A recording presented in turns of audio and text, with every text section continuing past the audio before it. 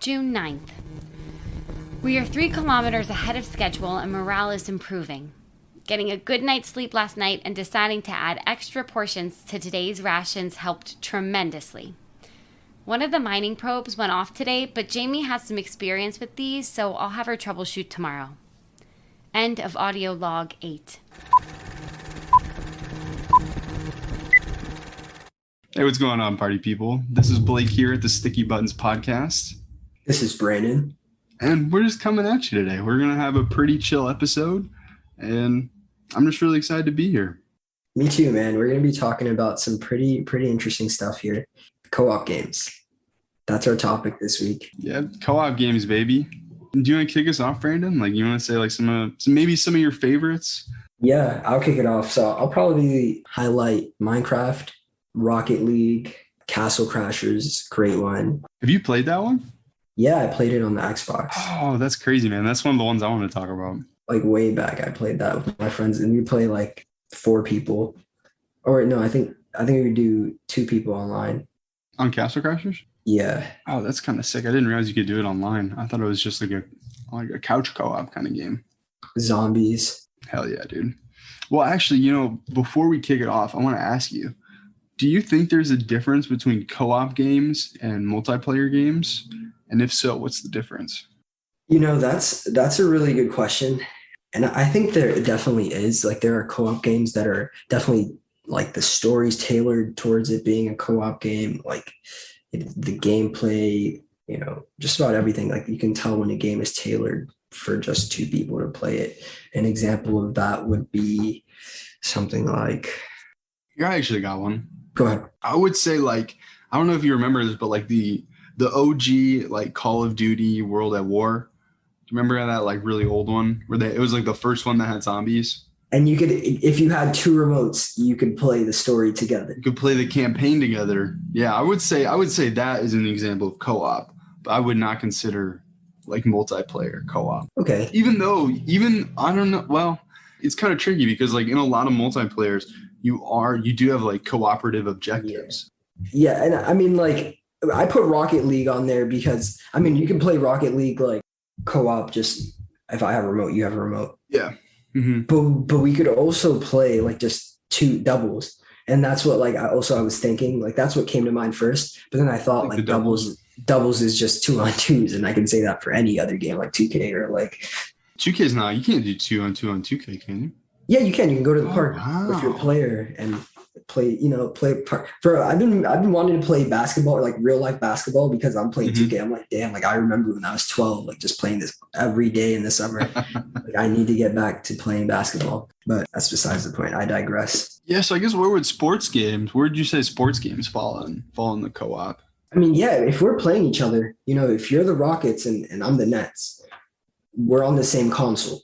That's co-op. Okay. I would almost say, gosh, because like with co-op, there's also like this competitive kind of, I guess, aspect to it where it's like you can either like there are some co-op games where like you're doing the same thing together, but you're still competing with each other. So then what's the difference between that and just like actually competing with each other? Like in like Rocket League, for example. Oh, man.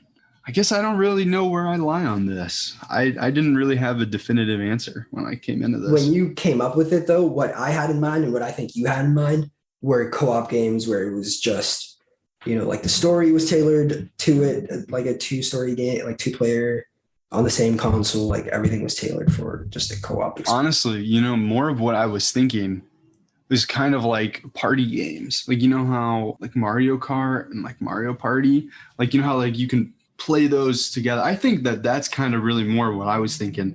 But now that like we talk about it, I think that party games are definitely, I mean, like there's definitely like some separation between that and co-op. And then there's also like a separation between like when 2 people are together playing couch co-op. Well, I guess these things already exist then. I guess there are already definitions for that. It's like if we're sitting on the couch playing the same game, like whether it be Smash, Rocket League, that could be co-op. But then you could also play like the same game in 2 separate places on 2 separate consoles. And I would still say that's co-op, but that's not like couch co-op. So I guess that's like an interesting way to say it because like we could also be playing zombies. We're like, yeah, that's co-op. And you could either have like 2 controllers play split screen, or you can play 2 consoles. So I think it kind of just, I would say co-op for me as like an adult, as somebody that like, now that I'm playing co-op, I still like to play co-op with other people, but it's becoming more and more, also with the pandemic and just like people being in separate places, it's more online with separate consoles than like together at one place. Right.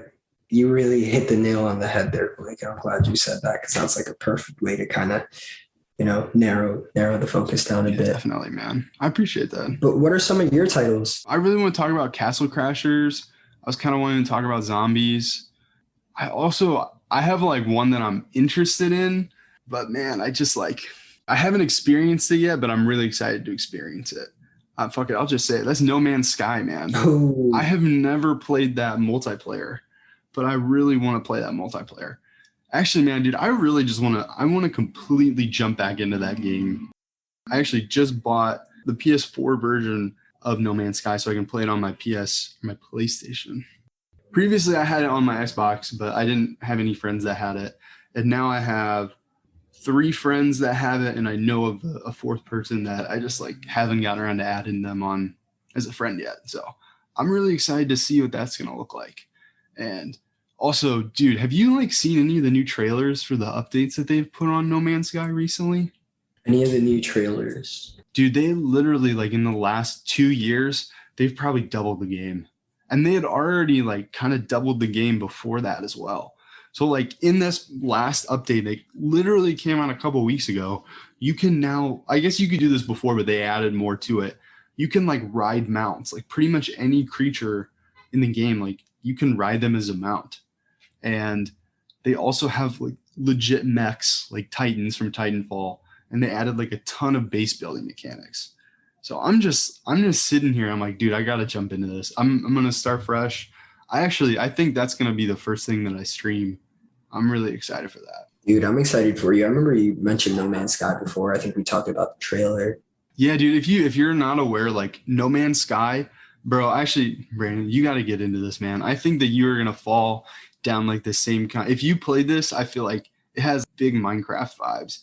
Like you can kind of get in and do whatever. It's just set in a like super high fidelity fantasy world. Or not, I'm sorry. I said fantasy. I meant sci-fi. It's basically like you have the universe to explore, man. And every world that you go to is procedurally generated. So every world's going to be different. So like on this, when I stream, I'm going to start a whole new profile, like a whole new save slot.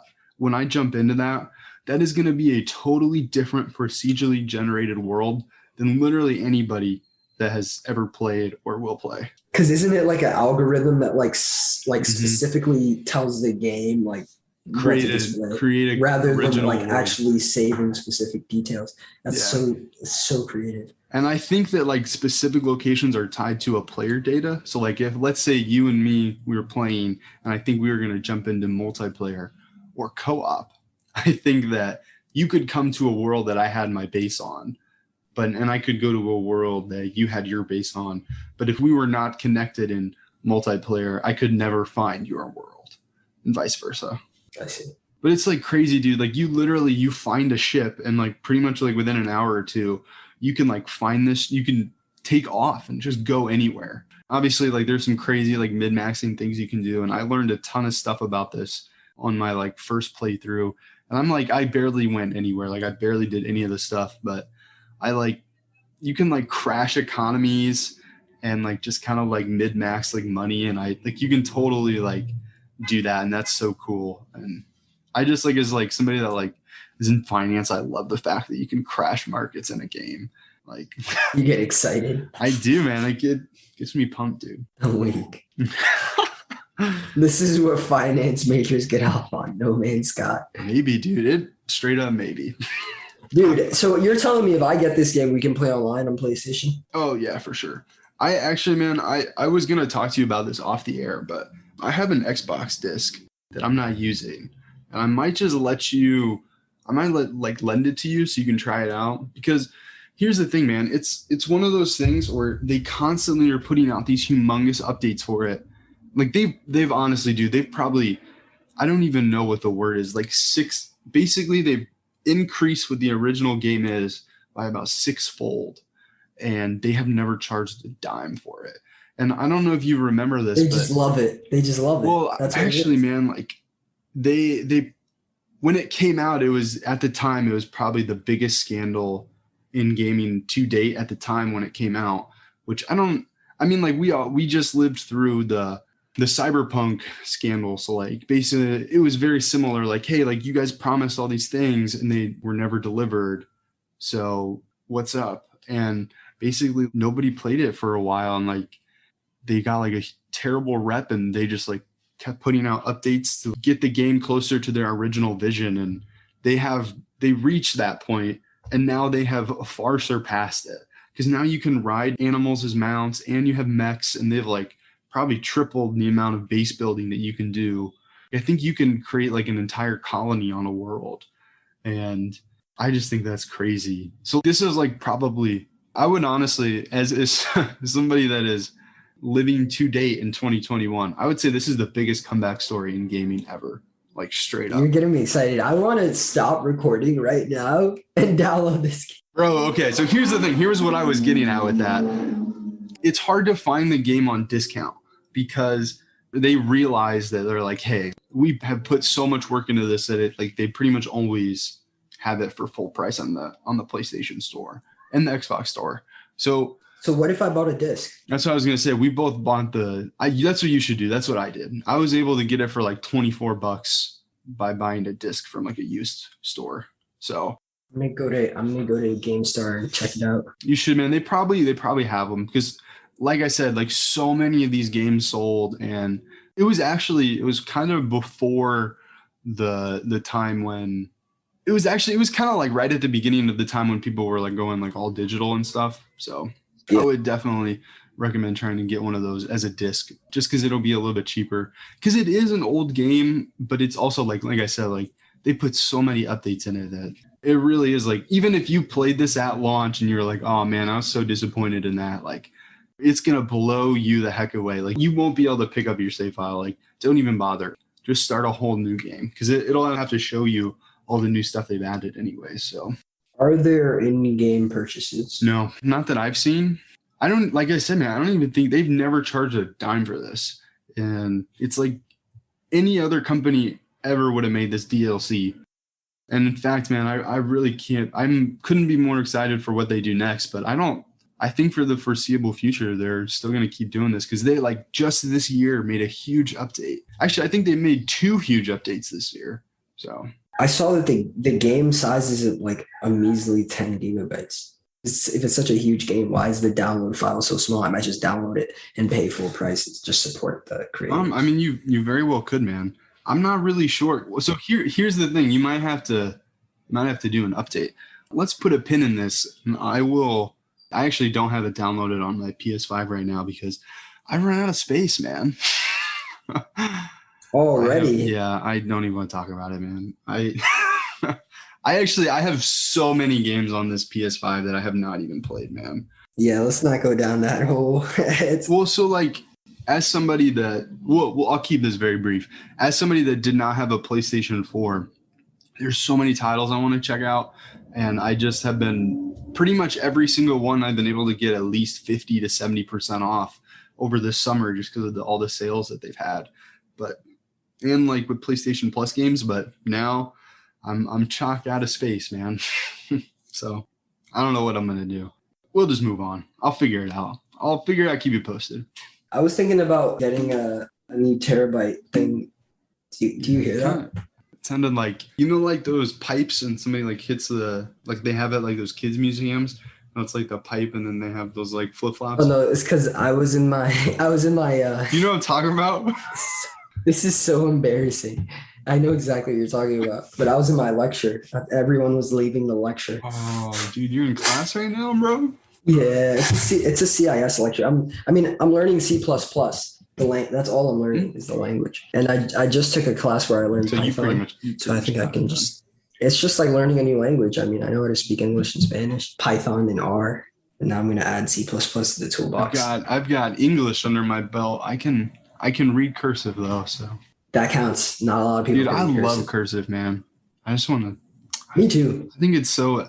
It's so personal. It really is, man. Like everyone's cursive is so like different, and I love that. It's awesome. My mom, she's a calligrapher, and just to like see what she can do with words and letters, man. Oh, it's truly incredible. Actually, hold on, really quick. I think I got something from my mom. Let me show you real quick. All right, sorry listeners, you cannot see this, but my mom straight up made this for me, dude. How cool is that? She like made this paper, and dude, that's sick. She's really awesome. Actually, hey, yo, my mom has an Instagram, like a business Instagram, where she like does her like calligraphy. I'm gonna shout that out. Let me follow that.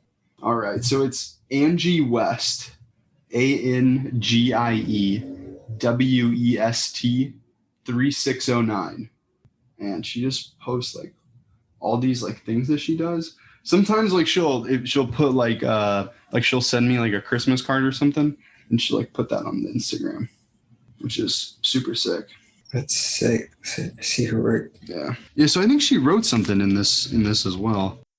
Yeah. So she just wrote in this journal, made by Angie West for Blake McKean on the occasion of his 24th birthday. Travel journal for when travel is again possible. Love you, Mom. Which is super sweet. Thanks, Mom. She sounds like an awesome mom. You got so lucky, dude. It's just some great stuff like this for me. I love her like creativity and like artisticness.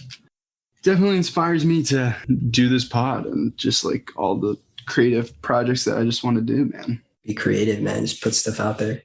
We really are content creators. I was thinking about that today. Like we create content. And to you, sometimes it's so surreal. To you lovely listeners that are listening to this, thank you so much. You guys are awesome. You guys and gals, you guys are rad. Just thank you so much for listening to this and letting us talk about video games and get off topic and being so understanding. Like you guys are so understanding. You know, you guys let us get off topic, and sometimes we don't get episodes out on time, but you know, you guys still tune in and understand that, you know, we're having a hot boy summer. Yeah, for real. Actually, you know, right on that, like just like straight up, thank you to all our patrons really quick. And like, seriously, if you were listening to this, like just thank you so much. And again, also thank you for letting us like sometimes post episodes a little bit later, like this past one, for example. We threw something up on our Instagram just to let you guys know that it was going to be a little bit late. We did need some extra time because, you know, we want to reach the quality that like we're putting this out there and it's like a passion project for us. So we wanted to have the quality that we want and aspire to. And sometimes like we're our own worst critics, and, you know, sometimes it probably would have been fine, but we just want to make sure that it's the best for you all. So just thanks for being awesome. And like, please, if you guys have any questions or anything, or just want to like shout out a game that other people you think would like shoot us an Instagram DM, or if you think we should be on another platform other than Instagram, sorry, you'll have to give Mark Zuckerberg an email to tell us that, but sign up for a free Instagram account, shoot us a DM, and maybe we'll add another platform. Also, I guess if you don't want to give Mark Zuckerberg your email and you want to support us, DM us, you can do that on Patreon. It costs you as little as $1. And you can DM us on there. And we do DM back. So just thank you. Thank you all for that. You want to get back to it, man? Let's do it. Castle Crashers, man. I want to talk to you about Castle Crashers. Let's go for it. And I love that game. Yeah, so do you kind of want to explain what Castle Crashers is? I'll let you explain it because it's more fresh for you. Yeah, so I actually recently played this with a friend of the podcast, Carter. He's the guy that we had on for our VR episode, so shout out to him. He also helped us put together that VR YouTube video that we made. So if you want to see me play around in a VR tech demo, which, Brandon, I got to buy one of those, man. I can't stop thinking about it, dude. The VR, man. I just want to get into it. Why? Like it, bro, it broke my brain, man. I just like experienced it and I was like, this is what I want to be doing right now. I actually like, Carter, if you're listening, this will be funny for you. I was paddleboarding this summer and I was like, damn, the real sometimes, I don't know. It was like after a stressful day at work, I was like, the real, man. I just want to hop into some VR. And Are you I'm for real, serious? man. Like You I was played it? in a like serene place, and I was like in my head, I was like, of course, VR could never replicate this experience. I was actually, that's what I was thinking. I was like, VR could never replicate this experience because I was on a paddleboard. I could like wiggle my toes, and if I like, you could shake, you can like move your movement and kind of like shake your weight, and water can get onto the Yeah. board, and like you can have like water touch your toes as the wind's coming at you. It was like very serene, and like, you're on a lake and it's beautiful. And I was just, dang, like what a sensual experience. What an amazing time to be alive despite everything. Like I can still have this moment. But I was like, couldn't do this in VR. But then I was like, and that's all I want to do. I just want to jump into some VR. So, but yeah, so I played Castle Crashers with Carter. Bro, we played this in an absolute haze. We beat it in one day, Brandon. A single day. You guys beat it in one day, and that was in the VR. No, this was just on his. Honestly, it was arguably considerably worse. I was sitting in a lawn chair, and he had his like gaming chair.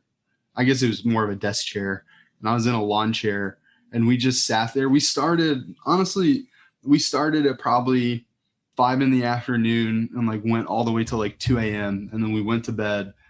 We crashed. Couldn't crash any more castles, so we had to crash. And then we woke up at 7 a.m. It started crashing again. And then we started crashing again, man. And we beat the whole thing in pretty much a day.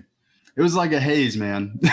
It's crazy. That's fucking awesome. But basically what it is it's just like you move from the right side of the screen, or I'm sorry, the left side of the screen to the right side of the screen. And it's like you have a couple abilities, but it's like kind of like a hack and slash.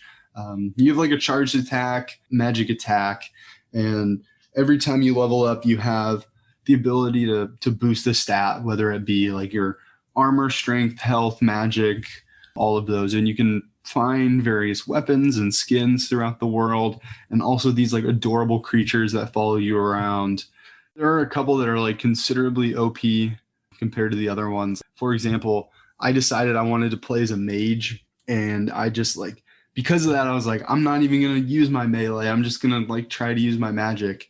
And when we were playing, I think Carter was like 5 or 6 levels ahead of me, just because like if you are using a weaker ability at the beginning, like you're just going to fall behind. And also like I sucked at this. So he was getting most of the kills. Yeah, he was getting a ton of them. Yeah. And so he just got like a ton more experience than me. So kind of like towards the middle end of the game, I was like, I can't even compete with you right now. Like you're just owning.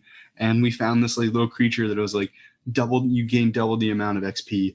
And by the end of it, we were at the same level. So I think they kind of like, they knew that was going to happen, especially like if there are 4 people, you know, somebody's just not going to be as good, you know, because I think you can play with up to 4 people at once at one party. And that's what it was.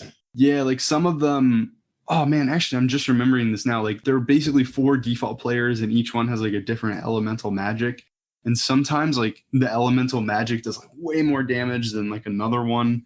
For example, we were in like a desert environment and the fire didn't do shit, but the ice, it killed, man. That was really cool. What's been your experience with Castle Crashers? Just getting online and playing with friends, co-op, 4-player. And I think with 4-player, when you play online, there's like the save feature. So you can just, tackle it whenever you can. Had a really good time with it, just the development of it all and just being able to play as a team, and everyone really enjoys it. Everyone has a good time because there's always something for someone to do. Yeah. It's a really good title, and honestly one that I should probably run back. Do you have it on your PlayStation? Definitely not on my PlayStation. Is it still around on like the store? I don't know, man. I think that would be fun, man. If we can pick that up on like a discount, I would totally run that with you, dude.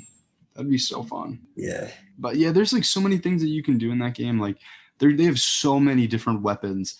And if you like look it up online, how many weapons they have, it's actually insane. The amount of weapons that me and Carter were able to find and get were only like half of, not even a quarter of what's available.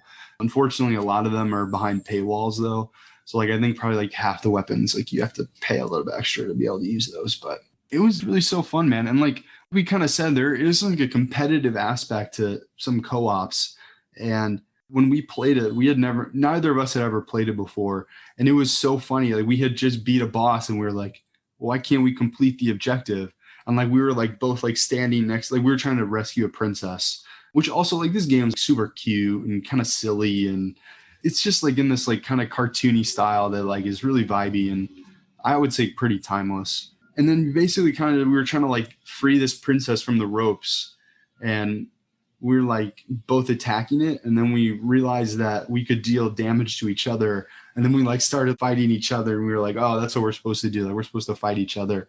Admittedly, I lost, and Carter got the princess, and it's really funny because like after an intense fight, Carter won, and then went in. It was like this really funny animation of the knight like kissing the princess, and it was kind of funny because like it's really like you're working together throughout like the whole thing, and then after you beat the boss, you got to go toe to toe, you know. That actually brings back memories of when me and my friends finally got to that point. We were all lost, just like you and Carter were, and then it just became an all-out brawl. And like I'm smiling now, even just thinking about it. It's really so much fun, man. It's so silly, and you get like into it too because you're like, oh, like I've been owning this whole time. Like I'm not gonna let you beat me. I did get the one up on him a little bit later, and I didn't tell him this at the time, but when me and Carter were playing, I knew that he was like taking a ton of damage.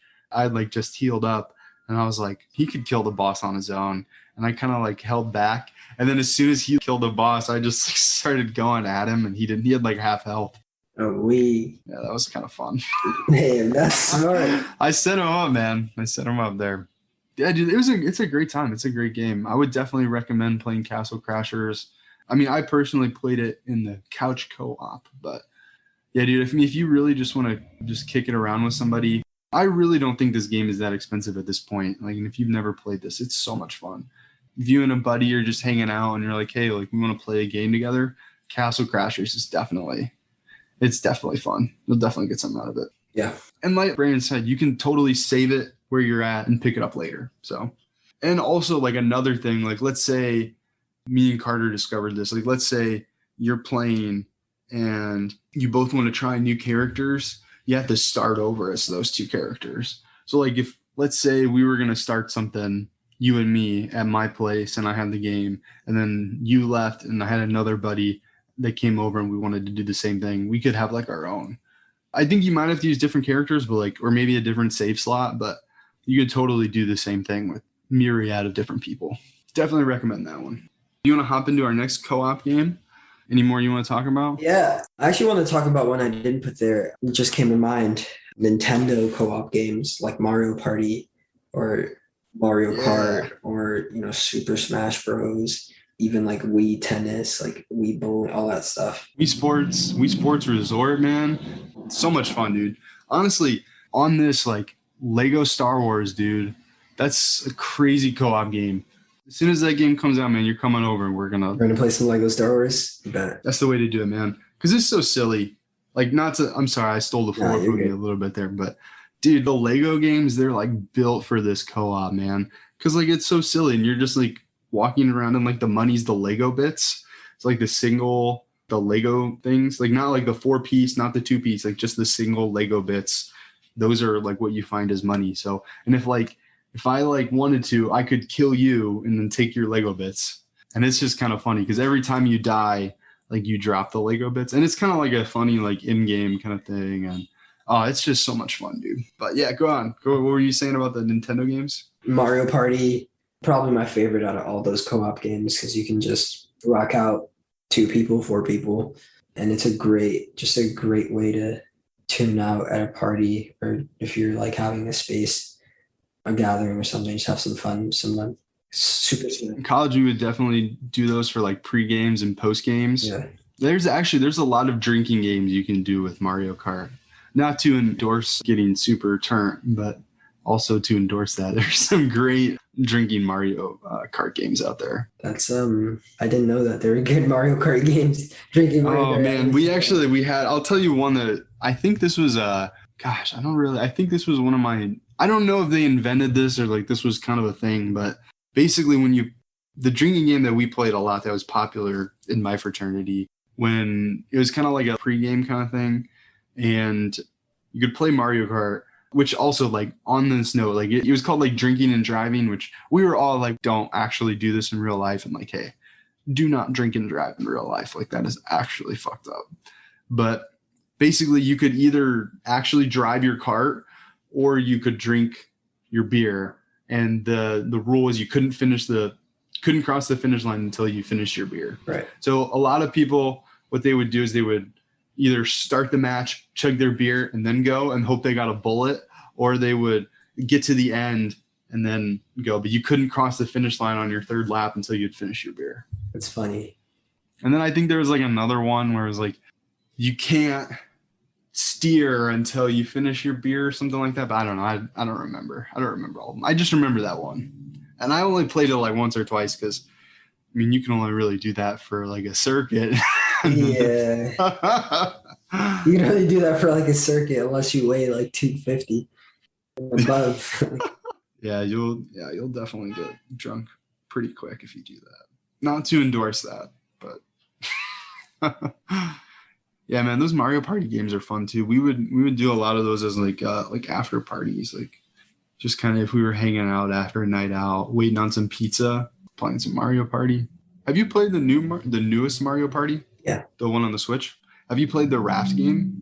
What does that one consist of? Okay, so that's what like everybody has a Joy-Con and you have to like paddle down the river and then there's like all these forking paths and basically I think you have to like if you don't do the mini games you run out of time and it's kind of like a time thing, like there's like a clock at the top and you have to like paddle, you can paddle to speed up and then there are like things in the river. So it's like it's cooperative. So like if there's two people, it's one person on either side of the raft, and if it's four people, it's two people on each side. So you and the person that are on the same side of the raft, you have to work together to steer it because it's like a in real life canoe or something like that. To where if you want to go left, you have to paddle on the right side, or if you want to go right, you have to paddle on the left side. So like you have to work together with the person on your side and the other side together to figure it out, and it's like really fun. And then like so if you win a mini game, you get like 30 seconds. And you can find over jumps and stuff. And if you can do like tricky maneuvering, you can pick up like 10-second tokens in the water.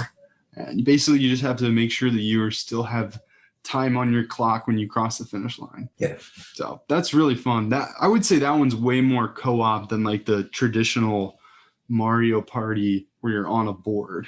Because sometimes, I don't know, like sometimes I like it. And sometimes I think it's like Mario Party's biggest downfall is that when you get to the end, no matter how many stars you have no idea who's going to win. That is so true. You really never have any clue who's going to win, and that makes it tough, but it also makes it truly a good party game. Yeah, it makes it a lot of fun. I would say the thing that kind of sucks about it is like the first time I played with my girlfriend, she was so discouraged because she was like, I'm going to lose. Like, why even bother playing this anymore? Like, there's no way I can catch up to Peach or whoever. Like, they have too many stars. It's like rigged. Like, how did that, like, how can we do this? Like, how can we get past this? And of course she ended up winning, because they give you like stars in post game. She was like, oh, well, I thought I was going to lose. So it just doesn't even feel earned. But like, after I explained to her, I was like, hey, like, yeah, you just like, that's kind of the fun of it. You never know who's going to win. So it's not about that one. It's not about winning. It's more about just having fun doing the mini games. But for some people, it's all about winning. And that, if you have like a friend or you're playing with somebody that's all about winning, like Mario Party can be like frustrating, and that can definitely cause some tension. Yeah. I think it's a good game for them too, because it kind of like humbles them. Well, yeah, I mean, ultimately it teaches you you're your own competition. Yeah. You just got to keep trying at the mini games. You can either like try to do the mini games well, or you can just, do whatever. Yeah, definitely, man. Do you want to talk about any other co-op games? Minecraft, definitely a good one to throw in there. That's a great couch one. Just throw on, get some 2 remotes, split screen the Minecraft, and build a house or something, build a garden, whatever. There's so much to do in Minecraft. It's a great place. I got to get back on the Minecraft vibes. Yeah, definitely, man. I actually, dude, I don't have it on my console. I only have it on my PC, my laptop. Yeah, and my laptop is on the verge of dying, man. I'm worried that I'm not gonna have enough space to put this podcast after we're done recording. What's going on with your laptop? Oh man, it's just old. It's just getting to be its time. Oh, it's a senior citizen. It very much is, man. I have the, it's kind of funny. I have pretty much like at the time that I bought this in 2015, it was the top of the line. Like I got actually it was one step under the top of the line. So like there's like the MacBook Pros, And then there's like the MacBook Pro 15 inches. And then there's like the one that has like all the space and all the processing power. I didn't get that one, but I got the one underneath it. And I was like, this is going to be my tool. This is my tool for the next 4 years. Like, this is going to get me through college. And at the time, I got it as a graduation present from a couple people in my family. They all pitched in, and they did that for me and my cousin. And they were not happy with me that mine was more, like, almost twice as much expensive as my other cousin that picked out their laptop. But I seriously, like, this, like, having like a good laptop, like, can really, I hate to say it because it is something that when you put the money in, you get the return. You have a better tool. Yeah. And you have a better tool, and that can allow you to do more things. Like, what is that? I said I got this in 2015. 6 years later, I'm recording a podcast on this, and that's like my passion project. And everything I do is on this thing outside of work. I did, like, it's funny you mentioned that. It took me through all of school. I can't tell you how many things I've learned on this laptop. And I don't know if I'm going to get another laptop for a lot of reasons. I mean, obviously, like, you can't beat a laptop. Like, I have done work on this while traveling, while commuting, you know. But I actually, like, when my laptop screen is blank, the key, I mean, like, where the trackpad is and where the keys are is, like, scratched into the screen on my laptop. So it's old. Sheesh. And I haven't been able to update it in a while. I actually, I don't have the current operating system. I just don't have enough space for it. Because I had to free up like 25 gigabytes to download it. And I did that. And then it was like, you need 12 gigabytes free for us to install this to run this operating system. And I was like, dude, I cannot, like, permanently free up another 10 gigabytes. Because, like, once you free the, like it said, this needs it for the operating system. Like, it needs that to run the new operating system. I'm like, no, I can't do that. So I uninstalled it, and yeah, that's kind of where I'm at. This is like probably the worst time in history to buy a new laptop, or a new computer. I don't know. Maybe that's an exaggeration, but I mean, like, there's shortages on just about everything. So, and I also, like, I don't want to fork up the money, man. Dude, they last you 5 years, but you got to pay a lot of money up front. I'm poor, so. I'm sure you feel the same way about your laptop, man. Like, how much do you do on that thing, dude? I love this thing. It's so powerful. And it just makes me think about, like, I eventually want to get a desktop to do more powerful things. Yeah, I'm kind of in the same boat, man. I'm getting power hungry. Same, man. Same. I also, like, now that with these, okay, we're going to jump into tech corner a little bit. You know, the SSD drives, the hard drives that like that. So, like, the PS5 has an SSD drive. Yeah. Do you know how those work? SSD stands for standing state, solid state drive. Solid state drive. I think it's solid state drive. Solid state drive, and that's just a hard drive. Yeah. The actual hard drive that's inside of the hardware, and that has the memory. Yeah, it really lets it load a lot faster. Actually, if you're interested in this, listener, you should totally look this up, because it's crazy to see, like, just to see visually how it's designed and set up to where you can actually see how it's more efficient, to where you could be like, of course it would be more efficient to reach these files this way as opposed to the hard drives that we had before. And I didn't even really know what those looked like on the inside. But then after seeing what they looked like on the inside, I was like, wow, that's crazy. It's nuts. But anyways, yeah, it's just like, basically it totally makes it way more efficient. But they're also like, this is the first gaming console that has used the SSD drives. And, like, SSD drives have been around a little bit, but they're just, like, so expensive right now because they're so new. But it's really going to open up a new wave for sure. And I was going to ask you this earlier, and I think this is the perfect opportunity to ask this question. Have you considered an external hard drive and, like, the external hard drive mounts for the PlayStation 5? Yeah, so it's very much in the zeitgeist right now because PlayStation just had an update where it allows you to put an external SSD drive for external storage. I haven't really looked into it too much because, like, literally everybody that owns a PS5 is trying to get one of these right now. And there are, like, shortages on top of everything. I don't know exactly what I'm going to do to keep it short. We can talk more about this off air maybe because there's so many variables. But basically what I'm thinking about doing is, because these solid state drives, you really have to, like, they also, a lot of them have a heating component to them. Yeah. Because they're solid state. And gosh, how do I explain this? I am thinking that because of like the shortages and the high, like insane demand for these drives right now, that I'm going to wait a year or two and then try and get one. And in the meantime, I'm just going to get a normal, like a regular hard drive, not SSD drive.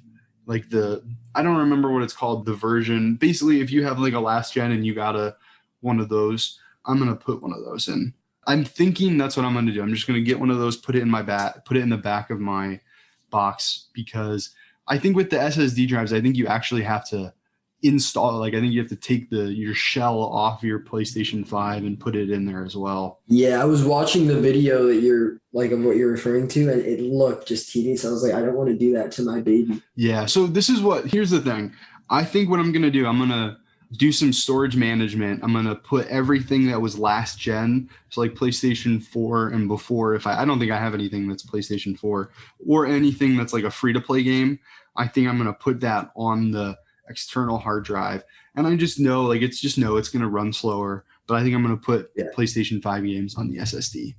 And like, honestly, like I said, like I just ran out of space, and like there really is not that much space. Like that's the downside of the SSDs is at the moment in 2021, because it like actually physically takes up more space.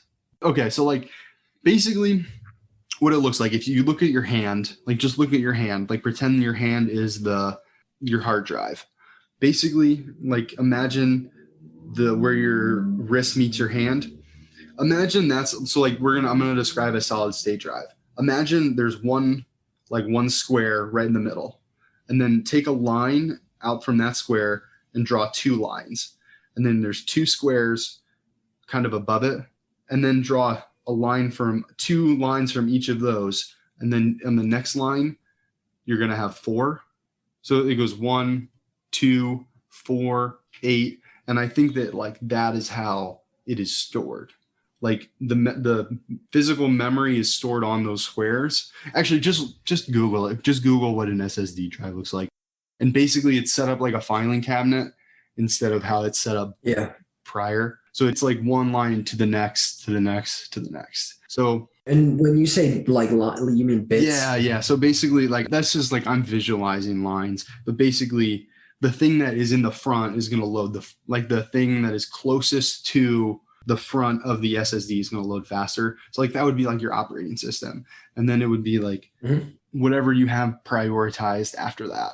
And that is kind of how it's able to load faster, as opposed to previously the hard drives before, they kind of look like discs, and it's kind of like a reader. It kind of looks like a record player, but instead of it being like a single record, it's like 50 to 1,000 of these like mini records, and then like a reader that can read on like both sides of it.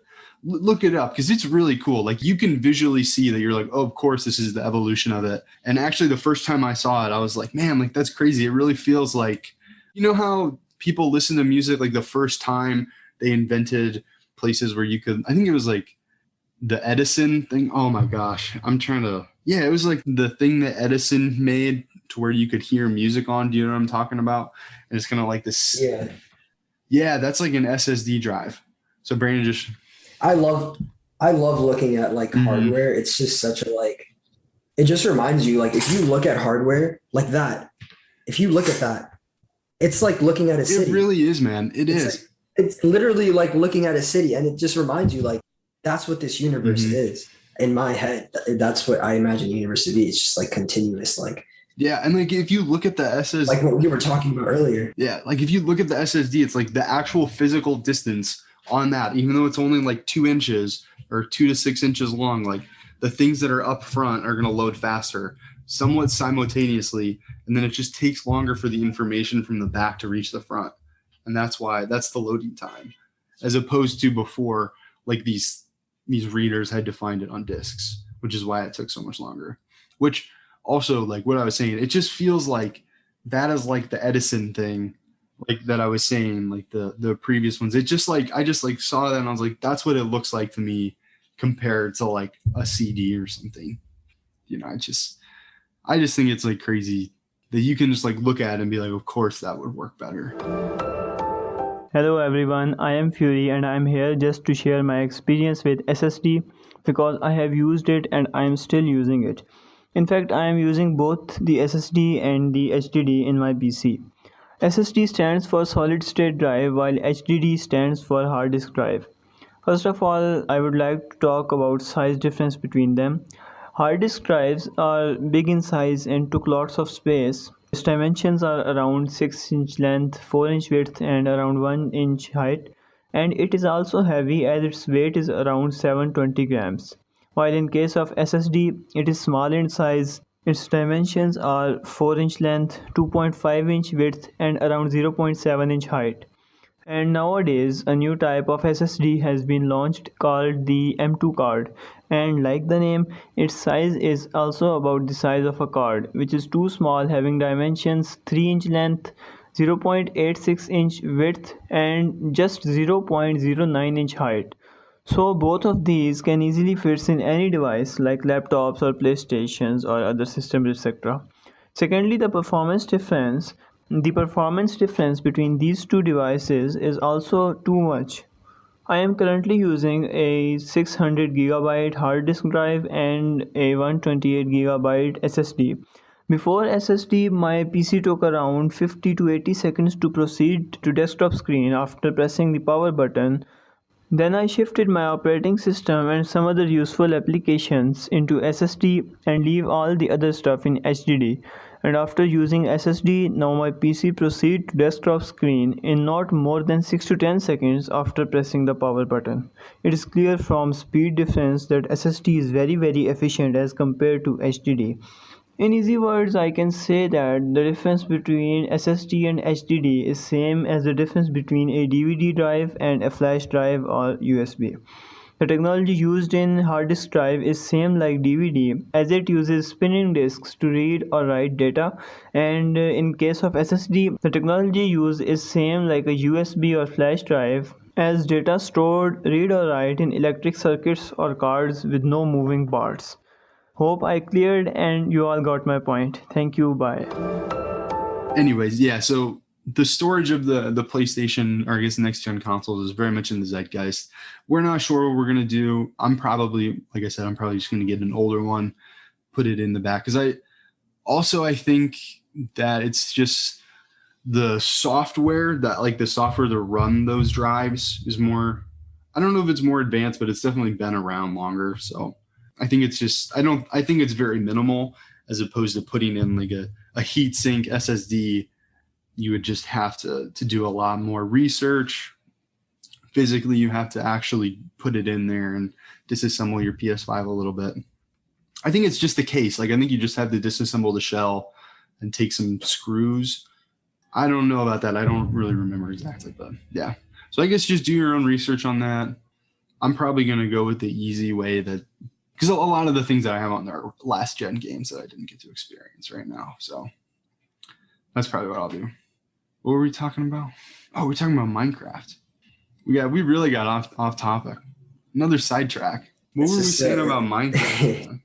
You're talking about how you could do like literally anything on Minecraft. And now I'm thinking I kind of want to make a hard drive on Minecraft. Bro, hey, really quick though. I think you can probably do more in No Man's Sky than Minecraft. Because like you do collect, like, okay, so like in Minecraft you have the pickaxe and you like go and break the boxes, right? In No Man's Sky you have, it's called a multi-tool, and you kind of shoot it with, like, you can shoot things in the world that are with a laser. And like, let's say you walk up to a plant, some fauna, for example. You shoot it with the micro tool, you get carbon. You shoot the ground, you get ferrite dust.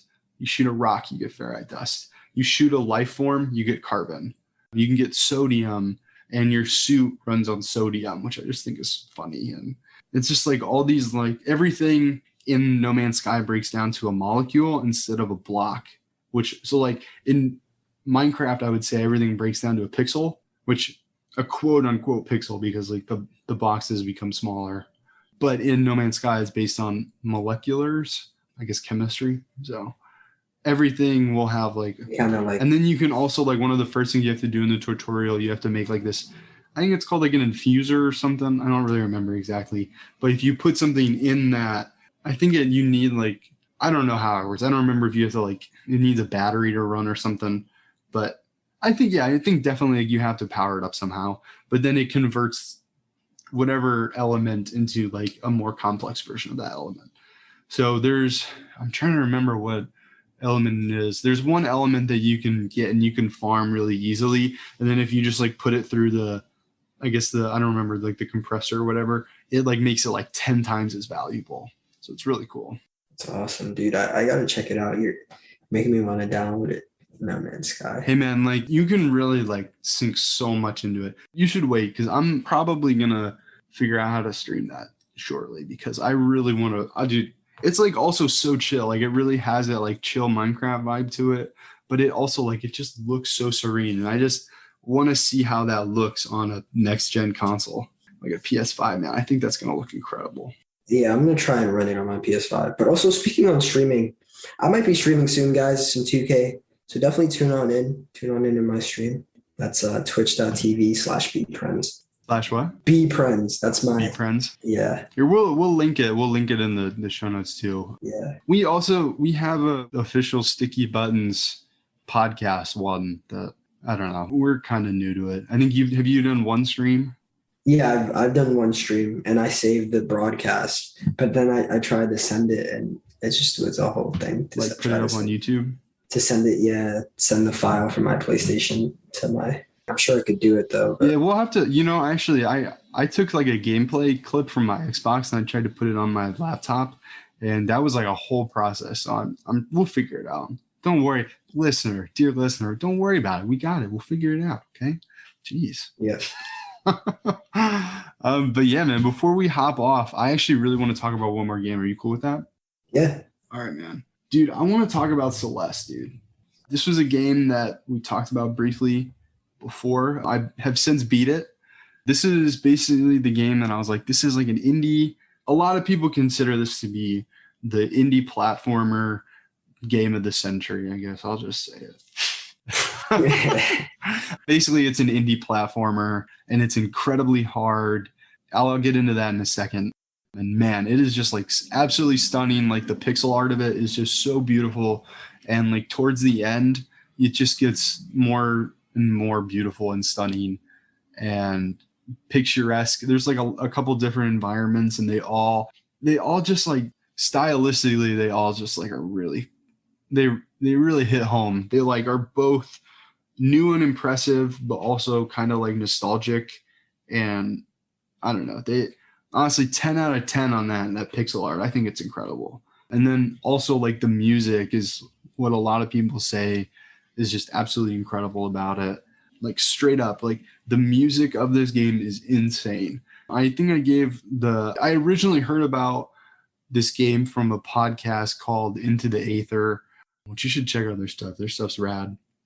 And I originally heard about this music heard the voice of the creator we had talked about this a couple podcast episodes ago on, I think it was the Game Maker's Notebook. I think it was the Game Maker's Notebook. And basically the artist is Lena Raine. And man, her music just absolutely, it's crazy, dude. Go follow her on Spotify because like you can find the soundtrack for Celeste there and like go listen to it. Like, yeah, Lena Raine, her music is just awesome. It is. And it like really like when you're playing the level, it's just like I've never really felt like, wow, this music just like matches so well with the level design. Yeah. Like if you're starting to feel like stressed out, like you can hear it in the music, or if you're like, oh wow, this is like so chill, like I got this, like you can hear it in the music. And it's just like, oh dude, it's crazy. And actually that's such a good feeling, bro. It's really awesome. Now here's the thing that's like kind of crazy about this game. I'm gonna be honest with you, Brandon. I don't think I could ever I mean this, man. I don't think I could ever beat this game if I did not change the difficulty settings. It is insanely hard. And like I said, it's kind of like a platformer. So they have this accessibility option where it makes you invincible and you get infinite jumps. So I like straight up, dude, I could not have played and beaten this game without that. And also, like, I didn't even touch on this, but like the story, wow, like the story is, all right, I'll get into it in a second, but man, it's just really good. And they have a great accessibility option to where you can play this game invincible and have infinite jumps. And I pretty much like, I pretty much change it to that pretty quick. Like I didn't even get through like they kind of have like an introduction where they like show you the mechanics and stuff. I think I made it halfway through that intro before I switched it over. Sheesh. And it shows you how many times you die too. And it's like, it is meant to be extremely challenging. And like the story really plays on like how hard it is to climb this mountain. Like that is what you are doing. You are a person and you are climbing a mountain, and you have anxiety and depression, and you have panic attacks, and you're just like, I'm going to climb this mountain because I have to. And it's like, if I can climb this mountain, I can do anything. And that's kind of like what your character is setting out to do, to climb this mountain, to prove to herself and anybody that despite me having these like mental health issues, like I can do it. I can climb this mountain. And going up the mountain, she finds this old mirror, and she looks in the mirror and she splits, and she is still her with like all her doubts and stuff. But then her depression and anxiety become its own like evil manifestation and become the antagonist. And just like, she is like, that is the enemy of the game. And you are trying to combat that throughout pretty much the entire game. Like, how are you going to succeed? Like, even with this depression and anxiety, like just coming at you. And it's really like, that's the enemy. And then it kind of throughout the story, you realize that, hey, that's like, you're part of me. And I like, part of this journey was for me to figure out how to love myself, and for me to figure out how to get to a point where I can, achieve my goals. And it turns out that it's working with those parts of you and not against those parts of you. That you can. Interesting. Man, it's a really beautiful and heartwarming story, man. We probably should have put a spoiler warning, because that's pretty much the whole thing. But hey, man. It sounds like an amazing game, dude. Why do you think the execution was so like pristine? Here's the thing. I think it's an indie developer, and they took their time with it, man. And also, like, there was not a ton of people in the credits. So like we've said, and like we've talked about before, like making games is incredibly challenging. You just learned how to, like, you're learning how to program. Can you even imagine programming how a level could work? It's rough. I'm imagining I'd probably have to use like C++ or Python, and it would be really challenging. And like there's so much that you probably don't even know that you don't know about, Yeah. And there's like the art too, and go ahead. There's like a whole universe there, and like programming, Yeah. and like you get into stuff, and then you get into like the mathematics behind it, and like the hardware, and like how it affects the memory. It's a whole bunch of stuff, especially with C++. It's like you really have to, it's such a low level language. It has a lot to do with memory, and that's why games like will use it sometimes, because it's a great way to interface with the SSD, Mm-hmm. interface with. Yeah, I think that to answer that question specifically, I think it's because it's 2D, and it's kind of like a side scrolling, but it's also like you go vertically and down, like you can pretty much go any direction. Okay, kind of like how, oh man, maybe like, how in Metroid you can kind of like, you go like all up and down and all over the place. Yes. It's kind of like that. So it's not necessarily like a side scrolling like Mario, for example. Like it's more like, I don't know, there are crazy levels. Like go watch somebody play this, because like, and there's some great clips out there. I actually, really quick, man, I want to see what the speed run of this is, because with like me being invincible, I'm like, I just want to talk about this for a sec. Like with me being invincible and having unlimited jumps, it took me a long time to beat this game. Like there's a lot here. Like, I think it probably took me 6-7 hours to beat this game while being invincible. So like, that's pretty, like what that means is anytime I come to an obstacle, I don't even have to mess with it. I can just use my infinite jump to just surpass it completely. And just doing that, like it still took me like 6-7 hours to beat it. I'm gonna see what a speed run is. I almost don't even want to know, man. Too long. Dude, it really like, holy cow, wow. Okay, the speed run of this game is in 26 minutes.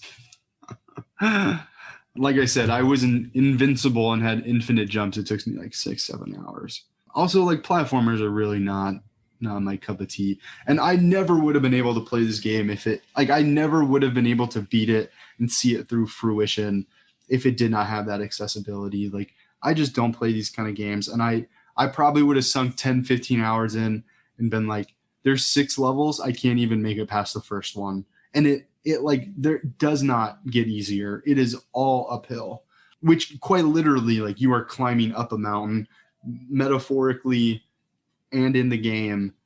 And the story is basically like you are butting heads with yourself the entire way. Like, it is supposed to be an incredibly challenging journey.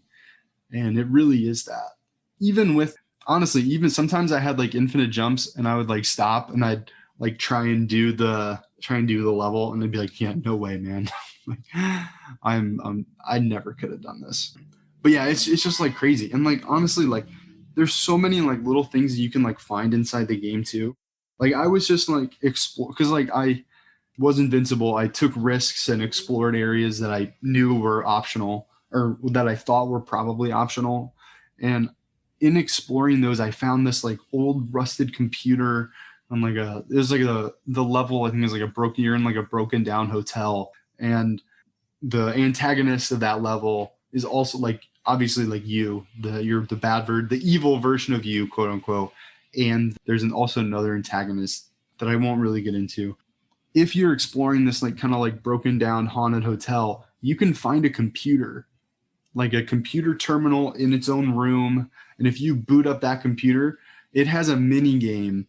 I think it's like, oh gosh, here, I'll look it up exactly because it's really kind of cute. Okay, it's called PICO-8. And it's so cool. It's basically the same thing. Like, it's the same mechanics. It's just like, instead of it being like this incredible like side-scrolling thing, it's like the same thing, but imagine it is now on a GPA and it's like way more condensed. And it's honestly like, that just felt like fanfare to the people that love that game. And it's inside of it. And it's just Celeste. Like, it's just that. And it just shows like, maybe this was like a prototype, maybe this was like the demo, but like basically just take the art and like turn it down. And it still looks incredible in this like demo. Like, go look up this demo. Or it's not a demo, it's like a mini game inside the game. It's called PICO-8 Celeste. And it's incredible.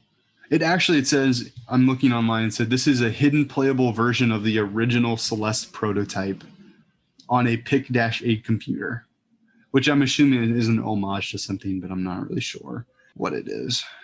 I think if you beat it, you just get like an achievement. I was playing this mini game and I was like, man, maybe I can beat this mini game. And I definitely got, like, you can't, like, the accessibility things don't work inside the mini game, so you have to actually like beat it. But I did very well. I got like 75% of the way through, and then I was like, I just want to see the real game. Like, maybe I'll come back to it. And I was kind of hoping it would save my spot, but it did not. So I think you pretty much have to do that all at one time. But I guess it's called Celeste Classic PICO-8. And man, that's just cool. I wonder what the Pico, I wonder what that is. I'm going to look that up. Do you hear the rain? It is not raining here, but I can see the thunderstorm. Okay, so real quick. Also, yeah, I think I just got like a flash flood warning in New York. So the weather out here is kind of nuts. But okay, so the Pico-8 is a game engine. Pico-8 is a virtual machine and game engine created by Lexaloft Games. It is designed to mimic a fantasy video game console by emulating the harsh hardware limitations of video game consoles around the early 80s. Oh, that's cool. I know it's like platforms are PC, Raspberry Pi, HTML5. So I guess it's kind of like if you want to constrain yourself to only like to what computers looked like back then. Wow, that's really cool. And like, honestly, that, I guess, mini game inside the game that is the original prototype, That is insane. Like that game is so fun. Like that really just hits that like the lizard brain video game part of your brain where you're like, I can't stop playing this. This is so fun. And just felt so retro and arcade. Like that is, and that's just like free inside of this. Like straight up, like I have paid money to play games that are less intuitive and like are supposed to be like retro indies that like don't even do as well as like this prototype. So I just think that's incredible. It's really an incredible game. Like you should, I would recommend this to anybody because it has the accessibility options. You can put it on Invincible. I think it pretty much shows you how to do that right out of the gate. And if not, it's just like in the menu, like just hit start. You can go down to accessibility. And I think it was on sale. I picked it up for $6. And oh my gosh, like I just can't even, this game's incredible. If you're interested or you really want that like retro pixel art kind of vibe, I would definitely recommend this one. And I'm also like just kind of where I'm at in me playing games right now. I've almost beaten Hyper Light Drifter. Not quite. I haven't quite done it. And I'm so excited to talk to you about that, man. Because once I'm on the other side and have beaten that, oh, I can't even wait. But that one, I don't know if I'd recommend it to everybody, even though like I absolutely love the way it looks. It's hard. And this one, you can totally negate all of that. Like literally anybody could play this because you can make yourself invincible. And I just think that's incredible. That sounds like such a cool feature. Yeah, just add an invincible mode to the game so that people can zoom through it and still struggle. Yeah, and still struggle. Like that's the main, like, yes. Like, yeah, no, that's what I'm thinking. Like from the perspective of the like people who programmed it, like, they probably had to laugh at that. Like, yeah, let's just make an invincible mode. Yeah, no, and like seriously, like that's so cool. I wish that more games would do that. And that was kind of the question I was going to ask you. Have you ever played a game to where you've had an invincibility mode or anything like that? Or GTA San Andreas. Oh, is that like a hack that you can do? You do like cheat codes, and they were so cool because you would like nobody knew about them. Like if you knew, it was that type of thing. Yeah, you did like you would have to do like button combinations, right? Like these really wacky button combinations, like trigger, left, right, right, and that would be like unlimited money, or like left, triangle, circle, press the analog stick 6 times, like weird shit like that. I just thought it was so dude, cool. Bro, yes. I actually, man, I want to talk to you about this. I wanted to talk to you about this for a while, but like, I always forget about this. Dude, I wish that like games still had those like crazy cheats, man. Like the cheat right? codes. Like that's just such a like I think that's like a way to break like kind of like the fourth wall in a way. Does that make sense? Yeah, kind of, but like it also just makes it so much more fun. Yeah. Oh, because like it's like one of those things where it's like maybe you don't publish them, or maybe you like maybe one of the developers just like tweets one, one day, and then it's like, oh my gosh, dude. I'm actually like an example of like, man, I just wish cheat codes were still a thing. But in Ratchet and Clank, there were some cheat codes that I used to know, and I used to like type them in, and I would like, you would get this thing like I think like in Ratchet and Clank, you would get like it was kind of like a double, like the ratchet would turn into like a double bladed lightsaber kind of thing. And like that was just a cheat code. Like you had to know. And once you put that in, like you got that. And I have like since I have scoured, I like have been replaying those PS2 games. I've scoured the internet to find those cheat codes. I can't find them anywhere, man. Like truly nowhere. And I feel like that's something that we kind of just lose that. Like you had like you said, you have to know. Like if you know, you know. And now maybe that's why they stopped adding them, but I don't know, dude. Yeah, I mean, thinking about it from like a production perspective as well, like we've gotten to a point now with video games that so many people have been doing this for so long.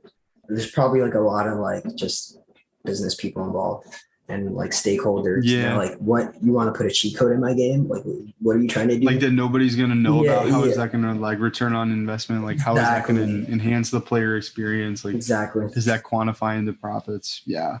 No, and yeah, man, like that's definitely something that I'm sure that's why it is no longer for a large part in actuality. Yeah.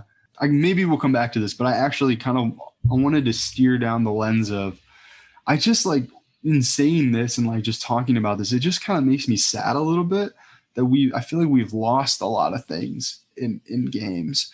And like let's say like a book, for example. And like, okay, I want to talk about game preservation a little bit, because like if you have a book, you can go and get that book from the library. Like you can like access that knowledge, that experience, that art for free from like a public institution known as a library. You can go do that with DVDs. And I like on my library app, I can look at comic books. And I recently discovered that they have like a whole tab on my library app that I can like find like all kinds of comic books. And they also have like a bunch of movies. Like, let's be real, they have like B-rated movies. Like there's like a Megalodon movie, and I was like, oh my god, they have like the Meg, and I like clicked on it. Very much absolutely not the Meg. It was very much like a B-rated, like 10 years previously to the Meg. And I was like, yeah, no, I'm not gonna watch this. I'm not gonna. But anyways, like what I was saying is like, yeah, dude, like we just don't have that, man. And I think like we've kind of talked about this before. Like this definitely came up when we talked about our emulators and stuff, or my emulator, that like you have to go and download these ROMs that people put on the internet in order to play these games. And I just think it's kind of sad. And like, that's like those cheat codes, man. Like I looked everywhere to find that cheat code.